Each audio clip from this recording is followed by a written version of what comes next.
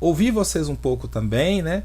E conversar com vocês sobre algumas experiências educacionais que, que nós podemos ter para apreender um pouco mais da história da África. É, lembrando que nas aulas passadas, eu estou usando esse fone aqui, vou deixar ele aqui um pouco. Lembrando que nas aulas passadas nós tivemos uma. Sempre tenho batido na tecla com relação à multiplicidade, os multifatores, as multiculturas do continente africano, com o objetivo de tentar desmistificar essa ideia de uma África única, né? Mas pensar em toda a diversidade que o continente reserva. E isso é muito importante. Então eu fico muito preocupado para que nós não possamos reproduzir as ideias de uma África que seja, de um continente africano que seja único, que seja um continente que simplesmente a gente consegue reproduzir essa ideia, né, de uma história única de todas as coisas, e isso é contraproducente. Bom, de todas as formas, sempre as pessoas me perguntam, mas como que a gente faz para aprender mais a história da África? Sobre histórias da África, né? Porque também a história da África no singular também dá uma ideia de unicidade. Mas eu acredito que aí nós temos que começar a entender o que nos distancia do aprendizado de história da África. Vários fatores nos distanciam. Para a gente analisar um pouco. Pensem um pouco, por exemplo, quando eu falei sobre línguas africanas. Um país que tem mais de 2.000 línguas, e mais de 8... País não, perdão. Um continente com mais de 2.000 línguas, 2.000 povos e mais de 8.000 dialetos falados em todo o território, a dificuldade natural de produção de material, né? E a distância geográfica também. Mas essa dificuldade de produzir material na língua e o fato do Brasil ser um país que não fez parte de um universo colonizador dentro do continente africano, apesar que fomos colônia tanto quanto Moçambique, tanto quanto Angola no continente africano, que são países de fala portuguesa. Tanto que muitos estudos africanos no Brasil estão mais relacionados. Boa noite, Danilo. Muitos estudos africanos no Brasil estão muito relacionados a Moçambique, a Angola e Guiné também, que fala também tem a fala portuguesa, né? Então é importante a gente entender como que isso distancia e ao mesmo tempo aproxima, e o quanto é produzido nesses lugares.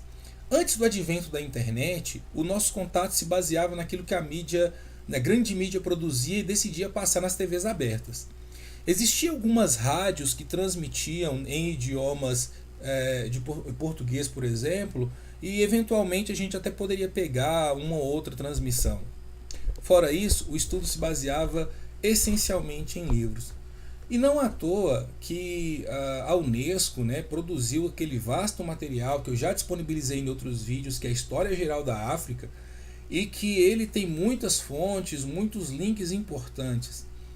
Então, para ter acesso ao material que é produzido na África, nós temos que fazer pontes com alguns idiomas.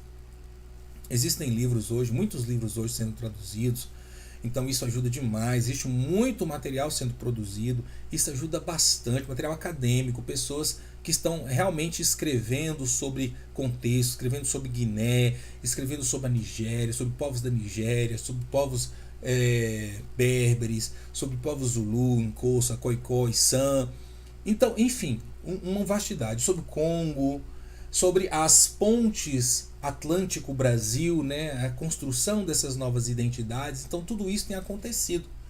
Tem muito material sendo produzido, as universidades estão produzindo bastante, as universidades do Rio de Janeiro, Campinas, Uberlândia, no sul do Brasil.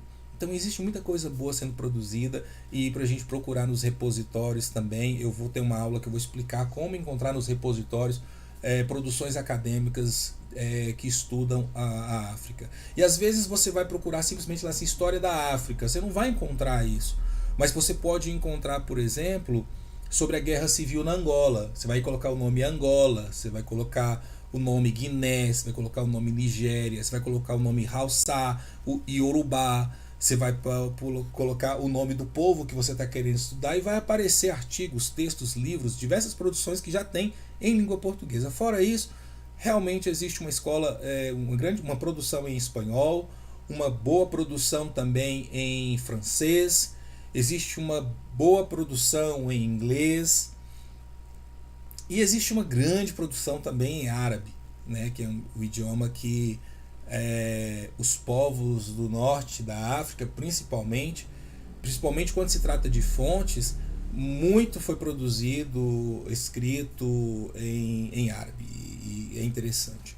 Mas você talvez não fala todos esses idiomas. Então o esforço para aprender uma língua é necessário para estudar a história da África.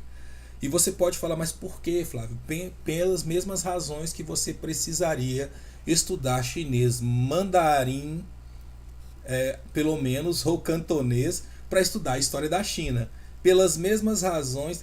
Mas lá tem produção em inglês também. Exatamente. Então eu teria que aprender o inglês, que é uma língua intermediária que permite ter acesso ao que já foi escrito em inglês, mas mesmo assim eu precisaria aprender o mandarim eventualmente. Como isso é mais difícil do que possa imaginar, então eu teria que usar uma língua ponte, que normalmente é a língua do colonizador, e essa língua acaba hoje servindo de uma ponte para a gente ter acesso a esses materiais. Se você for estudar o Japão feudal, por exemplo, existe muito produzido hoje em português, existe muito produzido hoje em inglês, em espanhol, nessas línguas. E porque se você for esperar aprender o japonês para você estudar a história do Japão, você vai ter muitos percalços, digamos assim. Então, há algumas dificuldades para se estudar a história da África, reside justamente nesse distanciamento que nós temos com as fontes ou com as produções literárias. E por que o Brasil, especificamente, falando para os brasileiros, para os nossos amigos aí de Angola também, onde a gente fala apenas, a gente não fala um idioma multinacional, no caso, ou internacional, digamos assim, uma língua franca que se tornou inglês, espanhol, como se tornou o francês. Quando nós não falamos um desses idiomas, não é nem falar, né, não compreendemos, não lemos, isso torna o trabalho um pouco mais difícil. Mas já há muito material produzido em português e é o que eu pretendo mostrar para vocês, mas isso na próxima aula. Hoje eu quero que vocês entendam que com a internet muita coisa mudou. A forma de nós pesquisarmos também mudou e diversas ferramentas digitais que estão aí disponíveis para você e eu pesquisarmos. Muito bacana, uma coisa muito legal. E hoje eu quero ensinar vocês a usarem uma ferramenta muito simples que tem na internet para conhecermos um pouco a diversidade do continente africano. E eu acho que ela é interessante porque ela, de certa forma, ela é lúdica. E para isso você precisa ter a internet apenas e uma conta no Google. Sim, só essas duas questões, você ter uma conta no Google, você vai conseguir ter acesso e já conseguir vislumbrar algumas coisas. Sério, exatamente isso. Então, fiquem comigo que eu quero apresentar essa ferramenta para vocês. Falar, Flávio, eu já conhecia isso. Então, vamos aprender a usá-la de forma didática para estudar o continente. Ou quando você quiser apresentar a outra pessoa, você que já é um estudante de história da África, de estudos africanos, é importante a visualização dessas coisas. As ferramentas digitais estão aí. Como eu disse anteriormente, acesso ao continente era algo muito complicado. Pensa, para quem está no Brasil e precisa viajar para a África, você tem praticamente hoje, quase hegemonicamente, a única opção é via aérea. É via aérea. Aí você pode fazer uma ponte para a África do Sul, ou para a Espanha, Portugal, França, para descer, para depois vir para a África. Ok, estou falando de viagem. Agora, quando nós falamos de distância, dessas distâncias geográficas, nós não é como um lugar que você viaja em poucas horas. E principalmente, não é um lugar. É para que lugar da África você está indo. Quem conheceu Angola vai falar da África pelo olhar da Angola que ele conheceu. Quem conheceu a África subsaariana, por exemplo, o Sahel, digamos um exemplo, o Níger, e mais especificamente vamos falar, por exemplo, dos berberes do Níger, ou dos Haussás do Níger, ele vai tentar olhar o mundo e falar da África a partir da visão dos Haussás, do grupo que ele conviveu do Níger. E aí ele volta da África e fala, poxa, a África é isso, é assim, assim. Não, a África não é isso. E isso é o lugar onde ele foi. Falar que a África é desconsiderar, é partir para um erro, um equívoco, olhar para a África a partir de um único recorte. Nós podemos falar do recorte que estamos estudando. A não ser que estejamos falando de um fenômeno histórico que aconteceu em todo o continente e podemos falar que com graus diferentes impactou o continente. Por exemplo, a colonização do século XVIII, XIX adiante. Aí nós estamos falando numa observação macro, em efeitos macro, em impactos macro dentro do continente. Mas nós podemos descer um pouco e analisar um evento histórico específico e a partir desse evento histórico específico num determinado lugar, aí nós expandimos para olhar para a África como um todo, como um continente, a partir de um recorte. Quando você pega o exemplo O Mundo Despedaça do Chinua Achebe, você vai analisar como que aquele povo entra em contato com missionários cristãos e o choque, o confronto de civilizações muda toda a história de um povo. E em que pese seja uma alegoria, né, histórica, digamos assim, você consegue perceber que dentro da narrativa é uma narrativa que contempla, em sua maioria, uma reflexão sobre toda a colonização no continente africano, em todos os lugares, em graus maiores ou menores, mas que esses confrontos, esses choques culturais aconteceram, certo? Então isso é muito importante de considerar. Mas vamos lá, quando eu falo de continente africano, estou falando dessa massa física que é uma colcha de retalhos de culturas, tradições, povos, vidas humanas. Importante isso. Mas pensem comigo. Eu, quando quero visualizar, eu tenho mostrado para vocês alguns mapas. Mas aí agora eu vou mostrar para vocês uma coisa muito interessante, que é um mapa também. Só que é uma ferramenta muito bacana para se aprender a estudar a história da África e conhecer melhor o continente africano e pensar na sua diversidade. Ok? Então nós vamos fazer uma visita virtual à África. Para isso você vai ter que ter simplesmente o Google Chrome. Eu vou aqui voltar ao meu estúdio para mim tentar passar para vocês. Vou diminuir a tela. Vamos fazer aí. Agora acho que vocês estão vendo bem pequenininho. Vamos ver aqui. Bem pequenininho. E eu vou mostrar para vocês agora aqui no Google, aqui do lado no Google, como que vocês conseguem fazer isso, tá bom? Então vamos lá. Deixa eu só arrumar essa tela aqui para ficar mais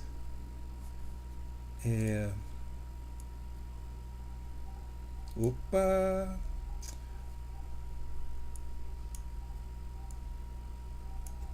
Um instante, que a ferramenta está bem no cantinho. Aí, agora vai dar certo. Isso. Tá vendo onde tá minha fotinha aqui no canto superior esquerdo? Pois é. Abaixo dessa fotinha aqui, no canto superior esquerdo, melhor não, do lado da fotinha, vocês vão encontrar o Google Apps. No Google Apps, você vai ter conta, pesquisa, Maps, YouTube, Play, Gmail e outras ferramentas, tá? Nós vamos na ferramenta Google Maps. Hoje a aula vai ser bem rapidinho, mas vocês vão ver que vai ser interessante isso aqui. O Google Maps vai abrir mapa, vai abrir já a minha cidade aqui, Uberlândia, gente. Olha, aqui eu fazendo Uberlândia. Por que não está com login aqui? Mas tudo bem. Vamos lá. Digamos agora que eu queira conhecer, vamos pensar assim, um país do sudoeste africano, do sudeste africano. Uganda. Vamos pensar aqui, porque passou um filme recentemente, na segunda-feira aqui no Brasil, A Rainha de Catuí, que é o meu próximo vídeo que está para ir ao ar. A semana foi muito louca, acabei não conseguindo terminar a gravação desse vídeo, mas vai ser entregue.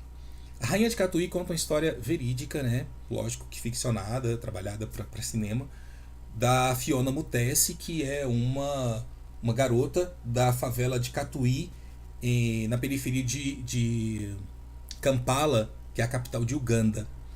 Então, digamos que eu queira visitar Uganda virtualmente. E o Google, ele criou esse Google Maps, o via satélite, e tem dentro de tudo isso aqui uma outra ferramenta chamada Google Street View. Vocês devem conhecer. Se não conhecem, vão conhecer agora. Então eu vou colocar aqui, ó, digitando Uganda. Inicialmente eles vão me passar os próximos aqui de mim. Só que eu vou colocar a capital de Uganda, Kampala. Olha só, Kampala, Uganda, Metropolitan Area. Vamos só em Kampala, Uganda, ou seja, a capital de Uganda. Aí eu cliquei aqui, vai aparecer toda a região de Kampala, em Uganda. E o Google, ele criou o Street View, que ele enviou alguns carros, né, que fizeram fotos tridimensionais dos lugares. Então a experiência visual é muito interessante. Já que é tão difícil eu ir até esse lugar, por que não fazer essa visita virtual e tentar? Eu quero apresentar a alguém uma coisa. Deixa eu mostrar para vocês aqui, ó, pelo celular. Se o seu celular tiver uma tecnologia bacana, você consegue acessar, com a internet bacana, você consegue acessar e mostrar para as pessoas sobre isso. Então, por exemplo, aqui eu já tive uma visão com o scroll do meu deixa eu ver aqui, isso mesmo, tá transmitindo para vocês, bacana aí. Com o scroll do mouse, você vai aproximar. Eu vou encolher aqui, clicando nessa seta aqui ao lado, eu encolho o painel lateral para a esquerda, perfeito, e aqui eu consigo arrastar o mapa. Muito bem, aqui eu tenho um mapa de Uganda. Para ficar mais interessante, olha só, se eu com o scroll estiver voltando o scroll, olha que interessante, olha o que é Uganda, olha onde eu estou, onde está Uganda. Eu estou falando aqui do Brasil, daqui ó, da pontinha de Minas Gerais, e aqui está Uganda. Então eu vou aproximando, já tem informações interessantes. Eu tenho aqui uma informação, por exemplo, que Kampala é uma cidade, né, uma capital. Já tem uma noção aqui que esse território marcado aqui, ela é parte de Uganda, o Lago Vitória é parte de Uganda. Então eu já sei que é uma sociedade que tem o Lago Vitória como uma possível fonte de renda, já consigo pensar isso, e desenvolvimento de culturas de povos. Povos costumavam muito se desenvolver às margens de grandes rios e lagos, como nós vimos no caso de Kanem-Borno, que foi ao lado do Lago Chad, e o próprio Egito, que é um outro grande exemplo, que em outro momento vamos falar dele. Tá? Mas chegando em Kampala novamente, obviamente vai ter o que o Google decidiu. Só que, Flávio, o que isso tem a ver? Vou colocar no modo satélite. Aqui está no modo mapa, vou colocar no modo satélite. Poxa, agora com esse modo satélite eu consigo analisar algumas coisas. Por exemplo, o verde, você consegue perceber que são áreas mais arborizadas. Existem também, quando não é verde, em áreas montanhosas, tá? Mas aqui nós estamos falando de um centro urbano, da região metropolitana de Kampala, tá? Então, o que acontece aqui? Eu vou baixar bem aqui e vou tentar encontrar aqui, vou ver nomes, olha, vou chegar bem próximo. Então aqui eu consigo ver várias estruturas. Eu consigo ver, por exemplo, como é a estrutura de organização das quadras, dos lotes, se são regulares ou não. Porque normalmente o modelo de cidade planejada é um modelo modernista, que já vai vir ali já bem no início do século XX, sabe? Aquela cidade planejada, ruas devidamente enquadradas, quarteirões. E aí você começa a pensar, como é que é a cidade que você mora? Os quarteirões são assim? Olhando por aqui eu já tenho uma noção de que existem certas irregularidades na composição. E eu nem sei se eu estou falando de uma área nobre ou não. Mas por aqui a gente já consegue ter uma noção de algumas coisas. Olha isso aqui interessante. Nós temos uma área verde, certo? Que aparentemente o que tem aqui, olha, universidade, ou biblioteca da universidade, uma biblioteca também. Nós temos uma piscina aqui, de uma universidade também. Lembrando que o ensino em Uganda, tá, é um ensino público-privado. Mas na maioria do estudo em Gana são escolas privadas, são escolas de organizações religiosas, enfim. Então eu percebo, por exemplo, que aqui nós temos essa área verde rodeada de uma outra área que é absolutamente, densamente, olha as organizações das casas aqui como são. Você vai perceber de longe que as ruas não estão não são devidamente. Olha essa casa aqui no meio. Como que foi construído isso aqui? Já dá uma ideia de ocupação urbana irregular. Irregular que a gente diz, né? Não legal, viu, gente? Irregular no sentido que talvez é uma organização que fosse aleatória. Não tinha um planejamento necessariamente para ser assim. Não houve um planejamento prévio.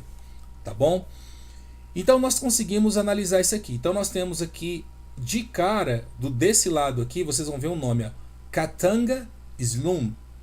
Slum, em inglês, é a palavra para favela. Favela de Katanga. Tá? Então nós temos aqui, por exemplo, vamos analisar então essa favela de Katanga. Só que aqui, antes de ir na favela de Katanga, como que eu vou lá na favela de Katanga, Flávio? Tá bom, eu tô vendo um mapa aí por cima, o que é isso? Então, aqui embaixo tem um homenzinho dourado. Vocês estão vendo aí? O homenzinho dourado, bem embaixo. Esse homenzinho dourado, vamos voltar nele aqui. Na hora que eu clico nele e seguro, vai mostrar para mim onde eu passo. Por aqui, gente, está bem claro que as ruas de dentro não foram mapeadas pelo Google Street View. Por quais razões não sabemos. Mas já temos uma ideia, que é uma região de favela. Então nós vamos clicar aqui, por exemplo, e soltar esse homenzinho aqui na Ninkisi Road, ou Estrada Ninkisi. Aí eu solto ele aqui, o que vai acontecer quando eu soltar ele? Já vai vir para mim uma imagem da rua. E essa imagem eu posso navegar nela pela Ninkisi Road. No mapa aqui abaixo à esquerda, deixa eu ver se minha fotinha não vai atrapalhar vocês de ver. Esse mapa abaixo aqui, deixa eu subir minha fotinha um pouquinho para não atrapalhar vocês. Coisa bem simples, mas é importante.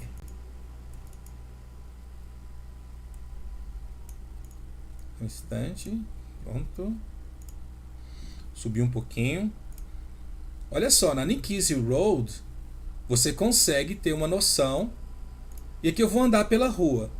Então, uma das coisas que nós em história, nas ciências sociais, temos, e é óbvio que isso aqui é um recorte, gente. Toda fotografia é um recorte de um tempo e de um momento. Então nós não podemos tomar a parte pelo todo, mas nós não podemos ignorar a efetividade e a importância do registro. Pode mostrar muito mais do que a gente imagina. Então uma imagem pode trazer para a gente diversas questões, entendeu? E são, como dizia aquela reportagem do canal Futura, são as perguntas que movem o mundo e não as respostas. Então nós estamos aqui na Ninkisi Road. Então por aqui eu já estou vendo um senhor aqui embaixo. Não sei se ele está falando no celular, mas parece que sim. Nós estamos na área do lado da favela. A favela está aqui à direita. Então, se eu for aqui pela Ninkisi Road, olha só isso. Estou observando as pessoas na rua, estou observando como as pessoas vestem, estou observando que esse senhor aqui à esquerda abaixo, ele visualizou a fotografia, a máquina em cima do carro do Google Street View ou da moto que eles têm. Estou observando que é uma rua sem calçada e estou observando aqui também, olha só, aqui é uma entrada de um possível estacionamento, que tipo de lojas nós temos aqui, vamos analisar. Deixa eu ver se eu consigo passar à frente aqui e ver a placa de novo. Então, aqui eu temos uma fotocópia, uma loja de fotocópia. Eu temos aqui um laboratório clínico, você percebe, juntos, um restaurante popular. Então nós estamos numa área, numa rua que passa ao lado de uma favela. Nós não vamos ter imagem da favela.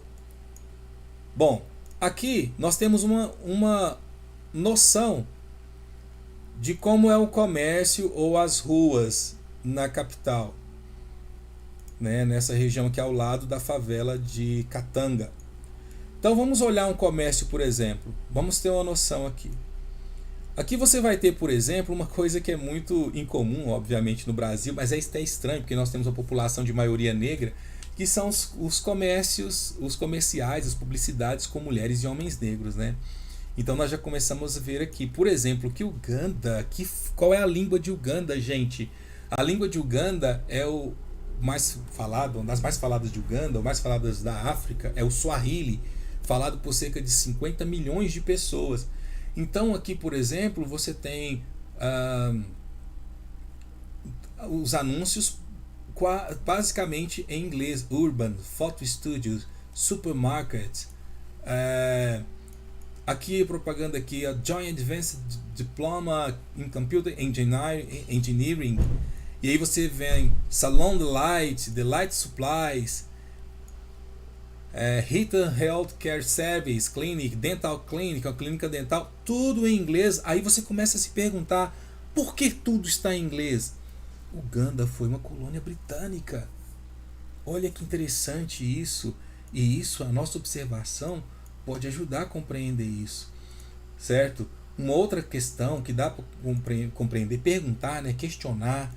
E estou falando isso de um Google Maps. Nós estamos aqui em Uganda, tá? Para você que chegou agora, estamos em Uganda, andando nós já estamos em uma outra rua aqui agora. Nós estamos na Hajimusa Kasuli Road, que é um outro tipo uma outra rua, né?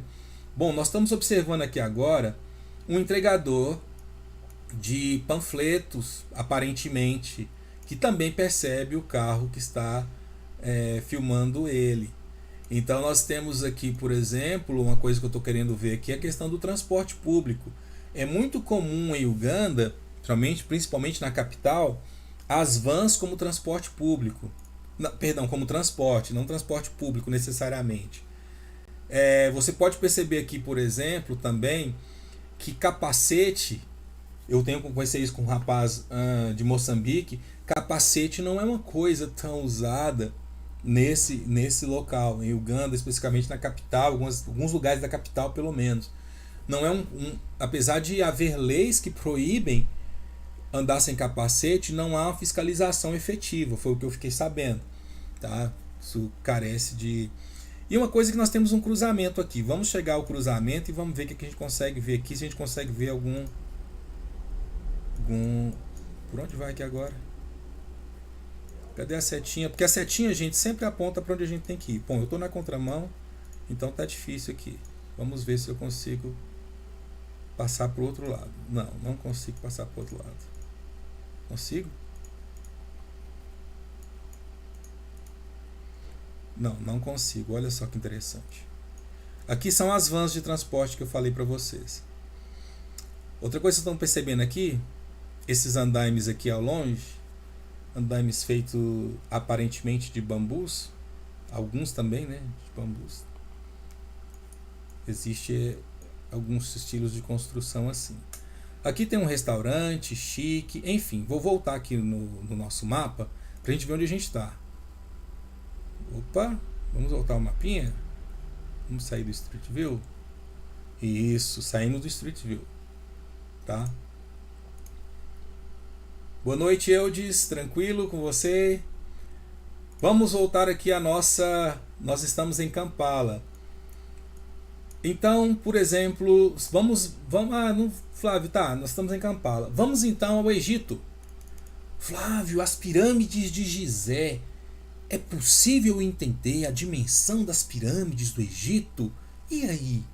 Talvez eu não consiga viajar até o Egito. Aliás, antes de viajar ao Egito, vamos ver se aqui na margem do rio eu consigo visualizar, por exemplo, que estou na região de Cauco. Vamos ver se tem rua disponível aqui. Tá bem. Keitaba. Vamos ver. Tem que ser uma região que tinha um porto, uma marina, para a gente visualizar o lago. Eu quero ver se a gente consegue visualizar o lago de alguma forma. Daqui. Poxa. Algum lugar que dá para visualizar o lago. Vamos ver essa aqui. Bom, vamos ver aqui na Mulungu Beach. Aqui nós estamos numa esquina. Bom, o lago está bem à frente, né? Lago Vitória. Um lago extremamente importante para a vida de Uganda. Tá. Vamos voltar. Opa. E falar assim, eu quero ver o Cairo. Eu quero ver as pirâmides do Egito. Esse negócio de que os reis egípcios, os príncipes egípcios, os faraós negros. Mas eu só ouço falar qual o tamanho daquelas pirâmides. O que é o Egito, hein? A gente fala Egito, dá aquela sensação assim, eu nunca vou ver o Egito, porque eu não vou comprar uma passagem de 8 mil reais para ir no Egito, não sei nem falar o idioma. Então vamos lá. Eu sei que as pirâmides, poxa, ficam em... As pirâmides são as pirâmides de Gizé. Então se eu colocar aqui Gizé, olha só, já apareceu uma opção ali, ó, Gizé, Egito. Clico na primeira opção. Uau! Já apareceu. Mas onde será que estão essas pirâmides? Vamos ver a foto pelo satélite? Uau, isso aqui é Cairo. Por aqui, olha só que interessante. Só para vocês terem uma ideia de onde nós estamos. Eu estou falando aqui, ó, do Brasil, Minas Gerais. E olha onde nós vamos agora virtualmente. Na região do Cairo. E chegando perto, já tem de cara aqui pirâmides de Gizé. Olha que interessante, curioso. Vou aproximando com o scroll do meu mouse. Ó, Pyramid Gardens, pirâmides de Gizé. Poxa, Flávio, mas as pirâmides estão aqui, mas como é que eu vou conseguir ver? Vamos ver por cima? Dá uma olhadinha só. Esse lugar foi onde floresceu uma das civilizações, não gosto desse nome, das sociedades africanas mais ilustres de todos os tempos, que foi justamente os povos egípcios e logo abaixo os povos de Kush, o reino de Kush. Então nós temos o Império Egípcio, mais à frente o Império de Kush. E olha aqui, nós temos as 3 pirâmides, as pirâmides de Kelps, de Khafre e de Miquerinos. Tem também a pirâmide das rainhas. E aqui, gente, tem a grande esfinge. Ah, Flávio, mas estou vendo só por cima, não estou nem entendendo isso. Tá, vamos olhar assim e pensar quando que foi descoberto. Aí outra história, eu estou falando como vocês pesquisarem, tá? Ferramentas para pesquisar. Estou apresentando uma simples ferramenta, porque nas próximas aulas nós vamos usar elas para dissecar um pouco alguns lugares. Vamos começar vendo o local dos registros, fotos, para a gente tentar entender os sítios arqueológicos que comprovam aquilo que a gente vai estar falando. E no meu curso de História da África, que eu vou estar abrindo, quem vai estar com muito mais detalhe ainda, gente. Vai ser uma turma fechada, e aí vai ficar mais bacana, porque transmitir no YouTube dá um trabalhão, sério, muito trabalho. E nas minhas turmas fechadas eu tenho domínio da ferramenta lá e é bem bacana. Mas aqui tem um cemitério também do lado. Mas enfim, como que eu faço então, Flávio, para visualizar como você fez nas ruas de Uganda com aqui as pirâmides do Egito? Será que eu vou conseguir ver de perto? Será que eu vou ter noção do tamanho real que são as pirâmides? O que eram as pirâmides? O que significava pirâmides para os antigos egípcios? Certo? Que eram esses túmulos, era um castelo, não, eram túmulos reais. Então eu vou clicar aqui, trazer novamente. Olha só que apareceu bacana, o bonequinho dourado do Google Street View. Então eu vou aqui perto da pirâmide de Kelps. Vou colocar aqui como se estivesse vindo da cidade, na estrada. Vou tentar ver essa pirâmide. E será que eu consigo, gente? Olha só que bacana, mas eu estou muito perto, eu ainda queria ficar mais longe ainda. Eu vou ter uma visão de mais longe dessa pirâmide. Eu quero ter uma visão de mais longe dela. Uma visão mais longe dela. Vamos ver isso aqui na estrada. Ah, olha só. Olha só que interessante. Aqui está a pirâmide. E será que eu consigo entrar na pirâmide? Entrar, melhor, vê-la de mais perto. Aqui nós vamos ver, por exemplo, que o turismo, né, que é uma coisa muito marcante no Egito, uma indústria muito marcante no Egito. Mas também nós estamos vendo o clima. Quando eu falo deserto, do Saara, olha o que é, gente. Nós estamos vendo turistas, bacana, ver isso aqui, carruagens, cavalos, beleza. Vamos ver se a gente consegue ir mais perto da pirâmide. Alguma estrada aqui. Eu estou indo pela estrada. Eu quero chegar aqui do lado da pirâmide. Deixa eu ver se tem aqui uma estrada. Opa, peraí. Tem uma estradinha aqui? Ah, tem. Olha que bacana. Tem uma estradinha aqui.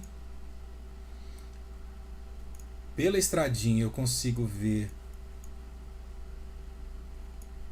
o tamanho. Vamos pegar aqui um animal desse aqui, uma carruagem dessa. Vamos analisar essa imagem. Você está vendo que nós temos aqui um cavalo, né? E uma charrete ou carruagem, não sei como chama na sua região. Eu quero que você tenha noção do tamanho dos blocos de pedra que construíam a pirâmide. Quer dizer, a carruagem ela tem a altura de 2 blocos de pedra. 2 blocos de pedra. É algo muito grande. Essas pedras, cada pedra dessa é algo muito grande. Então eu tenho uma noção para pensar como que essas pedras foram tragas para cá, porque elas não são deste lugar. Existem várias teorias sobre isso. No dia que formos estudar sobre arquitetura egípcia, no curso, nós vamos falar sobre algumas teorias para isso. E é interessante que tem a ver com a alta tecnologia de transporte. Nós estamos falando de coisas com milhares de anos, estruturas físicas, estruturas arquitetônicas com milhares de anos, certo? Eu continuando aqui, nós vamos encontrar ali na frente, eu já fiz essa experiência, um detalhe que, olha só, quando foi escavado, infelizmente, ladrões de túmulos eram uma praga, não só no Egito, como em vários outros sítios arqueológicos. Então quero que vocês prestem bastante atenção numa coisa. Eu, por exemplo, um dos filmes que eu mais gostei e que me levou a interessar por estudos antigos, quando eu era ainda adolescente, foi Indiana Jones. Só que Indiana Jones, ele era tudo que ele não era um arqueólogo, né? Ele roubava certos túmulos para levar para os museus, que ele falava, para proteger, a ideia era essa, proteger as esculturas, as riquezas patrimoniais de outros povos, às vezes do dele também, dos Estados Unidos, como começa no Indiana Jones, a Última Cruzada, que era na verdade nem era dele, né? Era uma cruz estacada em ouro que ele quer levar para o museu. Fala lá que tem que ficar guardado. Enquanto isso havia outras pessoas que queriam pegar aquilo para uso próprio, enfim. Então muitos ladrões de túmulo vendiam múmias, pessoas que vendiam múmias, vendiam artefatos que eram encontrados, que eram muitos artefatos. Isso não é diferente no Brasil não, tá, gente? Nós temos regiões, por exemplo, de alto poder paleontológico, que existe muitos fósseis pré-históricos, e eles são, no caso do Brasil, é propriedade do Estado. Então eu não posso pegar um fóssil, a não ser que eu esteja vinculado à instituição de estudo e faça parte de um projeto de pesquisa. E jamais poderá vender, porque isso é um crime federal e não é multa só não, é cadeia mesmo. Só que nós temos no Brasil casos de tráfico de materiais paleontológicos. Então, isso é muito importante a gente considerar, a gente entender isso, que isso não pode acontecer. Pois bem, e aqui aconteceu. Então, necessariamente, essas estruturas aqui hoje estão sob proteção. Tá? Bom, o Egito hoje é um país basicamente islâmico. Tá? Mas aqui, mesmo assim, nós temos pessoas vendendo aqui souvenirs. Olha os souvenirs que elas estão vendendo. Estátuas do Tutankhamon, o Anubis que está aqui, sabe o que é a Esfinge, as 3 pirâmides de Kelps, Kefrem e Querinos. E vamos seguindo a nossa visita. Vamos seguir a visita que eu quero chegar perto da Grande Pirâmide para vocês entenderem uma coisa. Poxa, minha internet não vai bugar agora, hein? Enquanto nos aproximamos. Instante, internet. Vamos lá. Opa. Voltamos. Olha só, gente.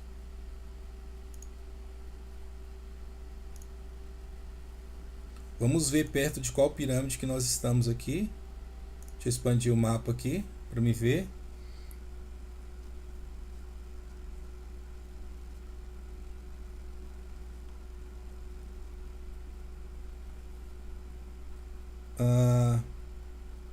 Pirâmide de Kelps. Exatamente. Estamos próximos da pirâmide de Kelps. E aqui nós vamos ter uma noção muito interessante do tamanho, da grandeza da pirâmide de Kelps. Olha essa estrutura, gente. Vamos aproximar um pouco, ver se é possível. Nos aproximarmos mais e mais e mais e mais. Veja bem. Preste bastante atenção. Um tamanho deste animal e o tamanho da rocha, de cada rocha dessa colocada. Presta atenção nisso. Olha o tamanho.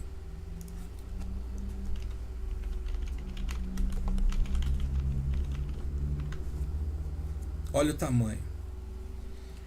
A pirâmide de Kelps, ela é conhecida como a Grande Pirâmide ou só Grande Pirâmide de Gizé, porque ela é maior, a maior de todas, digamos assim.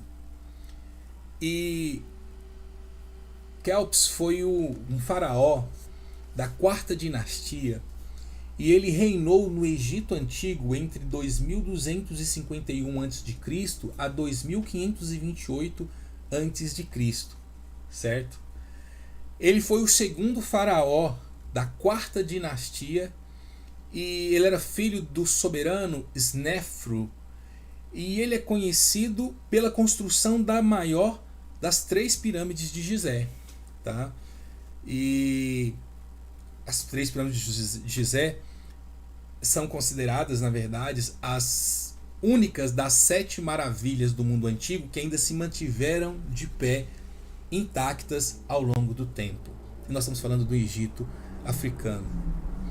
Kelps, ele era filho do poderoso faraó Senefero e de Eteferes I também. Kelps, ele teve diversos herdeiros, tá? E só que esses herdeiros eram de 3 diferentes esposas, o que não era incomum. E ao longo do seu reinado, que durou aí aproximadamente 63 anos, ele foi responsável pela construção de grandes monumentos, dentre eles a própria pirâmides, né? E ele é considerado como se fosse o dono das pirâmides e uma das figuras mais poderosas do Egito Antigo. E após sua morte, o filho dele, Gedefré, assumiu o controle do reino. Essa pirâmide ela foi projetada, para vocês terem uma ideia, é considerada a maior das 6 pirâmides. E tanto que a gente fala, quando se chama essa região, historicamente falando, e lá, para os especialistas, eles chamam de necrópole de Gizé, porque é um cemitério. As pirâmides eram para guardar mortos, para preparar para outra vida, né? Era a abertura deles para outra vida, o portal para outra vida, né? Então eles acreditam que ela tenha sido construída como um túmulo pela quarta dinastia. Mas o mais importante, eu quero deixar registrado aqui, é que ao longo do tempo, tá? Esse projeto, eles foi projetado, essa pirâmide foi projetada por cerca de 20 anos. Então não é algo que construiu da noite para o dia. Então, 20 anos. Ele tinha cerca de 146 metros e meio. Só que devido a muitas erosões e também ao vandalismo, hoje a altura dela é de 138 metros de altura. Tá? 138 metros de altura. Essas pirâmides do templo de Gizé, da área de Gizé, né, elas foram, as medições dela, né, as primeiras medições foram feitas pelo egiptólogo Flinders Petrie entre 1880 e 1882, ok? E é incrível porque com base em muitos relatórios de pesquisas, consegue observar que muitas dessas pedras aí de revestimento e os interno e os blocos das câmaras internas, eles se encaixam perfeitamente com uma grande precisão, certo? Eles acreditam que cerca de mais de 14 mil pessoas, 14.600 pessoas aproximadamente, trabalharam dia e noite para a construção dessa pirâmide.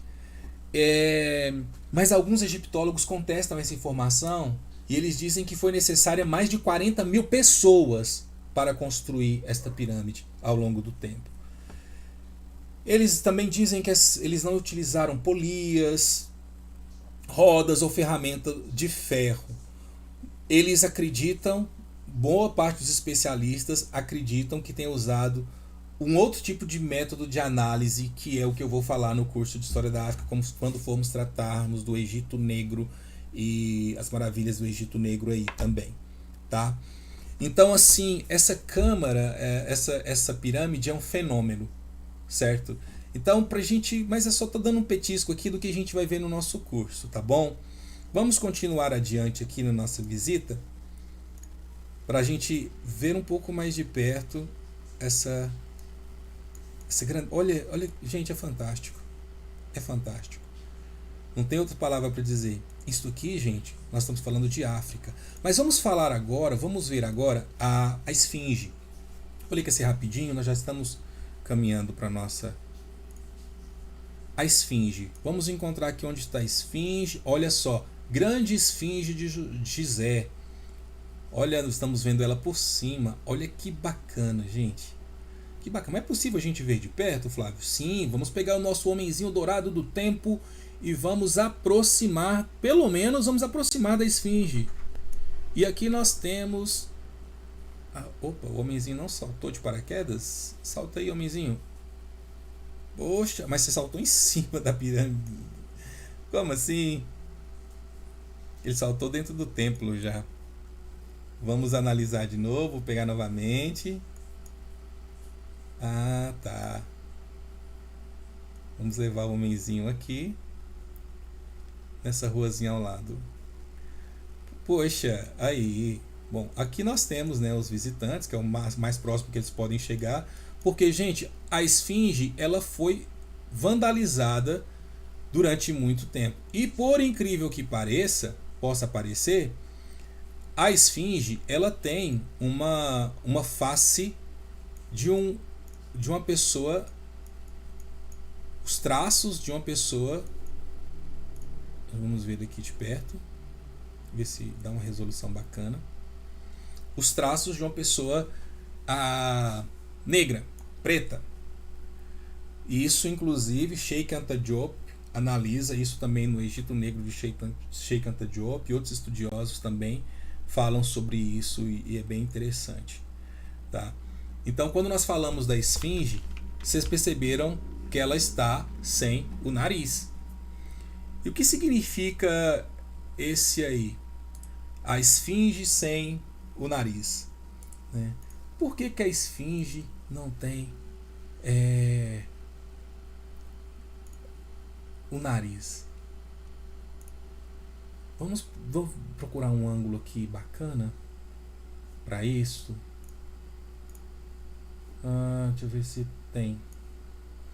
Não, acho que é o mais próximo que a gente consegue chegar, esse ângulo aqui. Mas vamos analisar aqui, de longe. Vocês perceberam que ela não tem o nariz. Qual a história que eu posso contar para vocês sobre a grande esfinge de Gizé? Ela tem 72 metros de comprimento e cerca de 20 metros de altura. Então nós estamos falando de uma alta tecnologia que foi utilizada na engenharia pelos egípcios, pelos povos africanos egípcios. Ela é considerada a maior escultura de pedra do mundo, tá? E também os mistérios que cercam a origem dela aí, tá? Vocês perceberam que ela tem uma cabeça de homem, um corpo de leão, e ela foi moldada em pedra calcária há pelo menos 4.500 anos. Nós estamos falando de arquitetura. Vamos pensar nos dias de hoje, uma arquitetura que teve essa grandiosidade, né? Difícil dizer, né? Difícil. Talvez vamos falar de estádios, porque são estruturas funcionais. Nós estamos falando de escultura aqui, né? Eles acreditam que ela foi esculpida por ordem de Khefren, que foi o faraó egípcio da quarta dinastia. Eles acreditam que foi para simbolizar a sua sabedoria e o seu poder, tá bom? Mas também alguma linha de pesquisa que diz que foi inspirada na questão do próprio rosto do faraó, na representação do faraó. Hoje existe uma outra teoria que defende que ela é a representação do deus Huti, que é o guardião do mundo inferior. Ela está como se fosse uma guarda de todas as outras pirâmides. Então é como se ela estivesse guardando, né, o mausoléu ou a necrópole de Gizé. E aí, a pergunta que eu fiz é por que ela não tem o nariz, tá? Antes, alguns historiadores alegavam que o nariz dela foi literalmente explodido com um tiro de canhão na invasão do Egito em 1798 por Napoleão Bonaparte, tá? Mas só que temos desenhos do explorador chamado Frederic Louis Norden, que datam de 1755, ou seja, 43 anos antes, e já mostravam sem essa parte do corpo, ou seja, antes da invasão. Mas a hipótese mais difundida foi esta. É curioso. Uma outra teoria é do egípcio Al-Magrizi, uma teoria do século XV, que ele atribui ao vandalismo a um fanático religioso chamado Muhammad Salim al-Dari, e diz que ele, ao ver os camponeses deixando oferendas na esfinge lá, na esperança de aumentar suas colheitas, etc., ele teria destruído a parte que era mais frágil de toda essa obra, que foi justamente o nariz. Então, esse especialista, ele acha que foi devido à intolerância de um fanático religioso. Também existe uma teoria de que foram soldados de uma milícia turco-egípcia que era composta por escravos turcos, inclusive, e que eles usaram a esfinge como alvo para calibrar os seus canhões. Mas isso não tem comprovação, é apenas uma tradição oral que foi passada, né? Mas tem um egiptólogo do Museu de Arqueologia e Etnologia aqui do Brasil, na USP, o Antônio Brancalhon, que a versão mais aceita por nossa linha de pesquisa, pelos historiadores, é que entre os séculos 16 e 17, cristãos coptas, né, que são os egípcios que abraçaram o cristianismo lá é um cristianismo ortodoxo, diferente do cristianismo católico romano, e ou ainda ele atribui ou os coptas ou os turcos otomanos que teriam cortado essa parte da esfinge, mas não cortaram por acaso, tá? Porque no Egito antigo havia a tradição de que os ladrões tinham o nariz cortado como uma forma de punição e de fácil reconhecimento de que ele era um ladrão. Olha que curioso isso, para vocês terem ideia. E mais tarde, os egípcios e outros povos invasores passaram a mutilar outras estátuas também, como uma forma simbólica de tirar a honra daquela pessoa. Tá? Acredita que foi usando instrumentos de metal, aqueles cinzéis, que eles conseguiram danificar a escultura. Então, a gente pode perceber que existe muita história por trás dessa esfinge. E nós estamos falando de uma história antiga de povos africanos, da grandeza de povos que estão ali. Bom, gente, mas eu estou falando aqui das pirâmides de Gizé. Eu quero que vocês percebam, no entanto, que todo o mausoléu de Gizé, olha que mausoléu, digo, a necrópole de Gizé, ela fica ao lado da cidade. E principalmente esse lado aqui, que é o lado antigo da cidade. O lado antigo da cidade. E nós podemos descer aqui e ver um pouco de como que é o Egito hoje. Só para a gente terminar, vamos ver. Olha só que curioso. Não aparece. Vou pegar aqui o homenzinho dourado, nosso homenzinho no tempo. E olha que curioso, gente. Não aparece as ruas do Egito. E você sabe por quê? Isso acontece também com a China. Se você for em alguns lugares de Pequim apenas, você consegue. Olha só, o Google Street View não teve permissão para cobrir essas áreas. Apenas pontos específicos de interesse turístico. Isso tem um sentido? Claro que tem um sentido. Quer ver um exemplo? Vamos pensar aqui, ó, perto das pirâmides. O que você tem aqui autorizado para você visitar? Nightlife Hall. Se eu soltar ele aqui, vamos ver. Na verdade, ele nem vai. Eu só clico no Nightlife Hall e aparece aqui o que é o Nightlife Hall.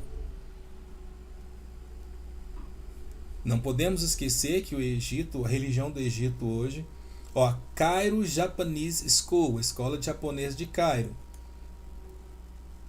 Então nós temos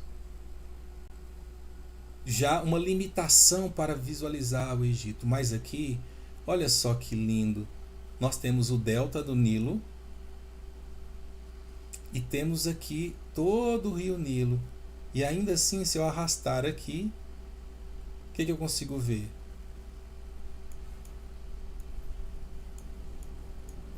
Uma estrutura que não significa nada, pode ter significado, porque na verdade houve quando teve as manifestações no Egito nos últimos anos, muitos lugares foram depredados. Mas por aqui, pelo Street View, pelo mapa, perdão, eu consigo visualizar o delta do Nilo, o encontro do Nilo com as águas do Mediterrâneo, onde se forma uma espécie de triângulo. Olha que bacana isso aqui.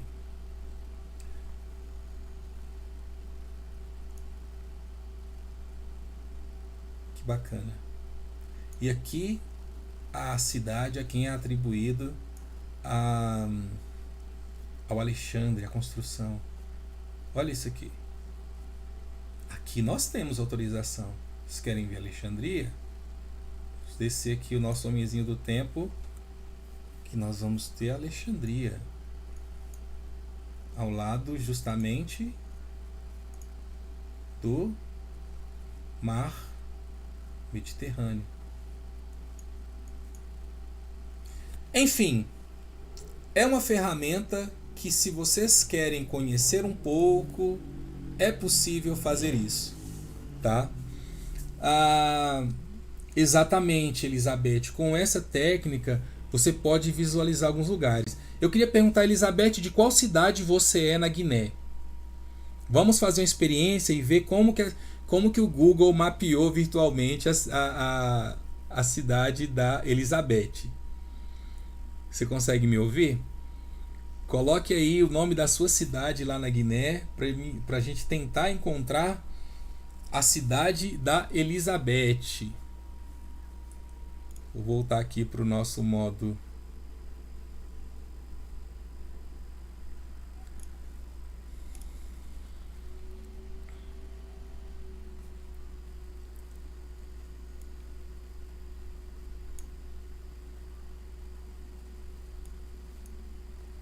Estamos aqui ao lado do Mar Mediterrâneo. Antula, Bono, Guiné. Vamos olhar então. Vamos ver isso aqui. Olha, vou digitar o nome da cidade da Elizabeth. Antula. Olha só, Antula Bono, Bissau, Guiné-Bissau. Que bacana. Opa, apareceu aqui Antula Bono. Vamos analisar aqui Antula Bono. Antula, que é o nome, Antula. Eu vou puxar aqui o scroll para a gente ver onde. Olha só, a cidade da Elizabeth. E onde está. E onde estamos aqui embaixo. E ela está aqui, olha. Que bacana. Bissau. Guiné. Bissau. Vamos seguindo. Seguindo a região de Antula Bono. Aí nós vamos ver se o nosso homenzinho tem em ruas aqui. Olha, quando você clica e coloca ele em cima, apareceria, se o Google mapeou o lugar, apareceria. Mas não apareceu aqui. Então nós não temos mapeado nesse local. Vamos ver se existe algum lugar aqui em Bissau que ele está mapeado. Olha, alguns lugares apenas. Então, por exemplo, vamos verificar esse lugar aqui. Opa. É só uma foto que foi tirada, não tem mais. Tá. Não tem mais fotos aqui. Mas que interessante, olha isso.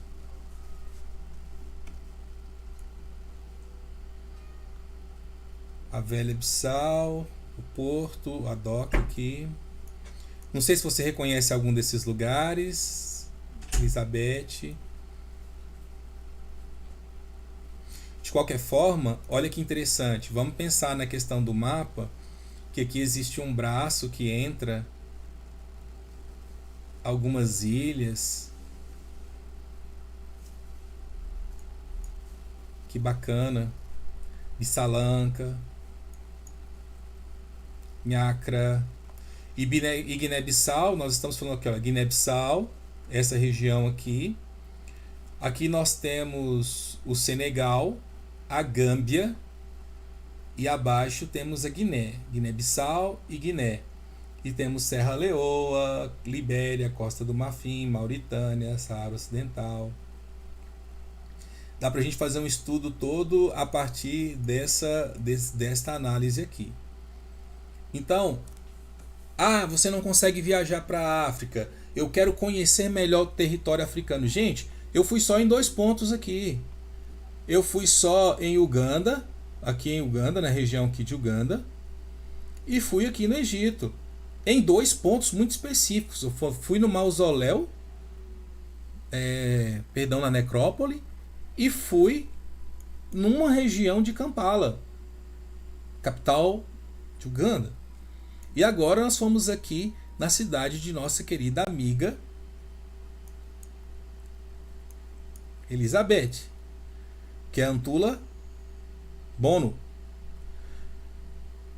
Bairro dos Antigos Combatentes. Olha que interessante. Base Missionária Esperança Fé. A gente consegue pensar aqui também nesse mapa uma outra estrutura. Se eu ativar a visualização do globo, ou se eu ativar visualização 3D, eu consigo que ele fique um pouco mais deitado e consigo fazer as aproximações da mesma forma. Vamos ver até onde se aproxima aqui. Hotel.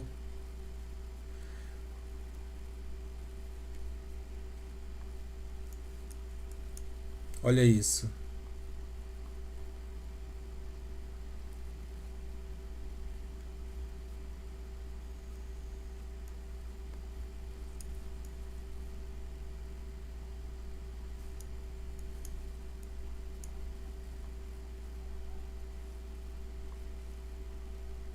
Ok, pessoal? Então essa é uma ferramenta que nós vamos usar. É uma ferramenta que tem muitos recursos também disponíveis, que eu posso aqui mostrar o meu local, pelo que vocês podem ver aí. Um outro recurso que tem aqui, opa, você vai ver aqui do lado, é a questão do relevo, que eu posso olhar. Se eu colocar o relevo, é esse mapa de relevo aqui.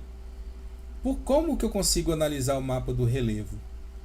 Aqui eu posso visualizar topografia e elevação.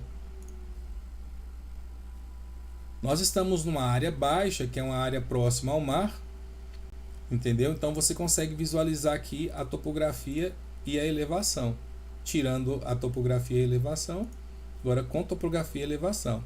Essas áreas aqui são áreas um pouquinho mais elevadas, tá vendo? Vocês veem uma sombra aqui, uma área que tem um pouquinho mais de elevação. Um outro recurso que nós temos aqui também é o Street View, que eu já mostrei para vocês. Eu posso, talvez não seja o caso, mas eu posso analisar aqui o trânsito, se tiver trânsito real e lento, se tiver aqui na região, registro. Como nós vimos em Antula, não tem esse registro, mas eu posso ver no geral na Guiné. Vocês vão perceber que não tem registros do Google Street. Mas olha Senegal lá em cima, o tanto de registros. Se eu for aqui em Dakar, olha só, soltei em Dakar. Soltei o nosso bonequinho em Dakar, o que aconteceu? O bichinho já ficou perdido lá, que nem segue no tiroteio. Tô aqui bem, olha isso, gente, bem aqui, olha, na península, bem próximo. Vou colocar aqui na pontinha pra gente ver. Olha que bacana onde a gente está. Olha até onde o Google Street View veio mostrar. Um lugar de onde os escravizados eram embarcados para o Brasil. Quantas histórias tem esse lugar, gente? Quantas histórias. Muitas histórias, né? Muitas histórias. Então, Senegal é um exemplo disso. Tá bom? Bom, pessoal, muito bom que vocês ficaram até agora, quem pôde ficar. Sou extremamente grato por vocês estarem participando comigo desses momentos deliciosos. Hoje eu quis apresentar uma ferramenta e quando nós formos falar agora especificamente de alguma cultura e povo, nós vamos usar ela. Então usem ela, vocês vão assim, ter excelentes percepções das diferenças. Vocês perceberam que quando nós fomos lá no Egito, apesar que nós fomos na região que parecia mais turistas, mas você percebeu que aquela senhora que estava vendendo lá os seus souvenirs não era uma senhora necessariamente com uma pele muito preta, né?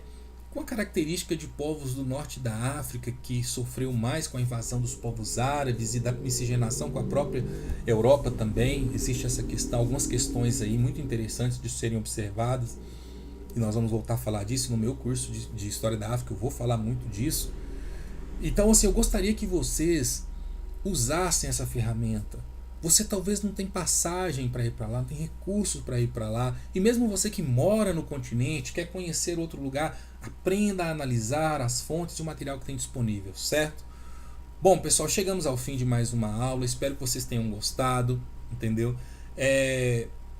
Eu vou estar oferecendo, como eu disse, foi uma semana muito agitada. A gente está fazendo adaptações na nossa estrutura para oferecer o melhor curso para vocês.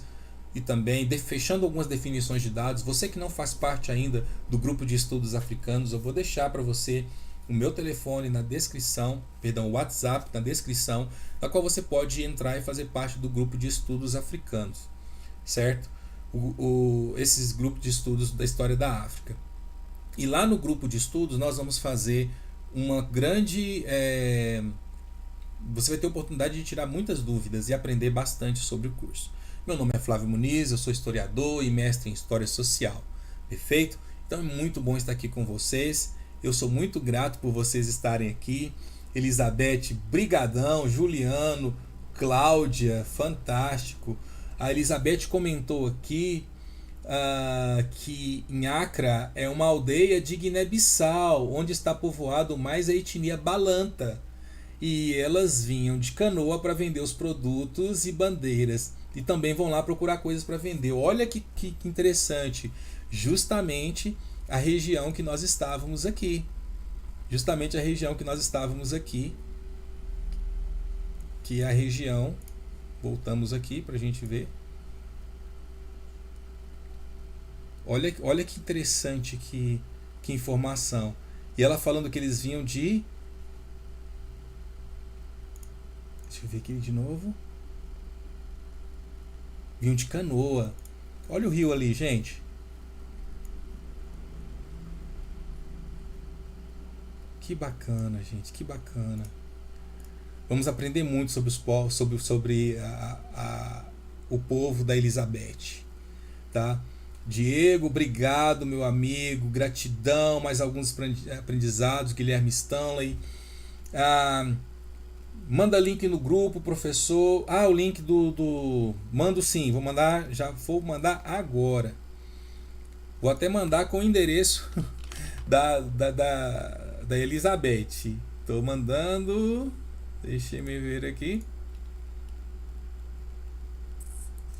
Onde estamos?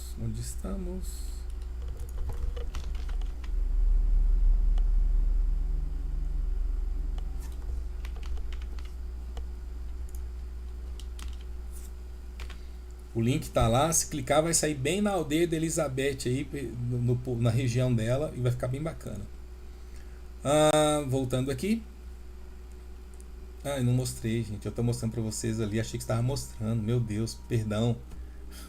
É aqui que eu estava falando, nós estamos na região da Elizabeth, me perdoe. Estava falando e não estava mostrando para vocês. Vocês também nem me avisam. Alunos malvados. Aqui, tá vendo? Aqui é o rio. Eles vinham de canoa. Que interessante. Em Accra, aqui, olha onde ela está falando. Em Accra. É aqui mesmo, né, Elizabeth? Que fantástico. Que fantástico.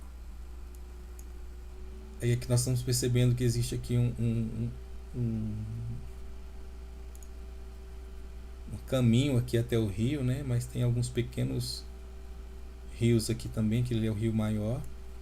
A gente consegue perceber que existe alguns rios menores, alguns braços de rio menores aqui, como aqui, por exemplo.